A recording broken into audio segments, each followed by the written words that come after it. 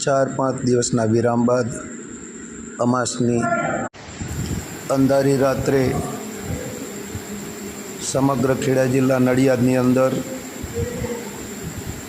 મેઘરાજાની ગાજવીજ સાથે એન્ટ્રી શરૂ થઈ ગઈ। વરસાદ વરસી રહ્યો છે। હવામાન નિષ્ણાતોના જણાવ્યા અનુસાર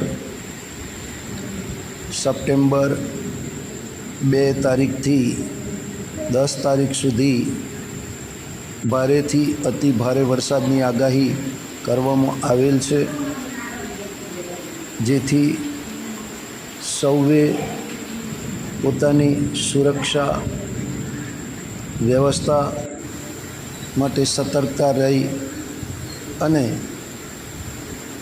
આ આપત્તિને